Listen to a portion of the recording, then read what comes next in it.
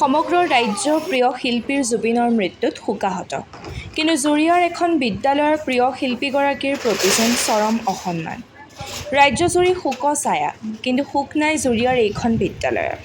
মুখ্যমন্ত্ৰীৰ লগতে শিক্ষা বিভাগৰ নিৰ্দেশকো অমান্য কৰি বিদ্যালয় খুলি পৰীক্ষা পাতিছে বিদ্যালয়খনে। এই দৃশ্য জুৰিয়াৰ ফুৰহানিয়াটিৰ আদৰ্শ মাৰ্কাজ একাডেমীৰ। সাংবাদিকৰ কেমেৰা দেখি ছাত্ৰ-ছাত্ৰীক লৰালৰিকৈ খেদাইছে বিদ্যালয়ৰ কৰ্তৃপক্ষই। যেন প্ৰিয় শিল্পীগৰাকীৰ প্ৰতি চৰম অপমান বিদ্যালয়ৰ কৰ্তৃপক্ষৰ।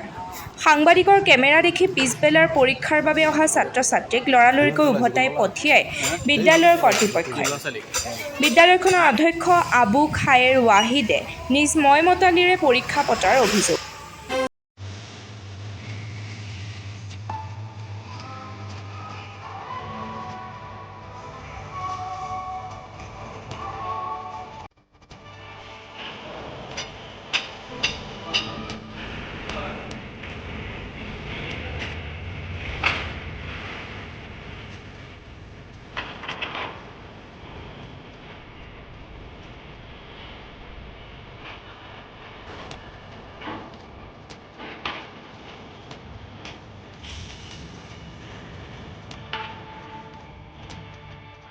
ডাঙৰীয়াৰ মৃত্যু দিৱস উপলক্ষে গোটেই অসমত আজি এটা ৰাজ্যিক শোক দিৱস পালন কৰা হৈছে।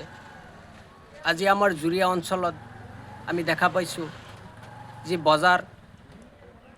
বজাৰ হাট গাড়ী মটৰ চব বন্ধ আছে। ৰাইজে স্বতঃস্ফূৰ্তভাৱে এই শোক দিৱস পালন কৰিছে। ইয়াত চৰকাৰী হওক বেচৰকাৰী হওক চব স্কুল প্ৰতিষ্ঠান অনুষ্ঠান যি আছে চব বন্ধ আছে।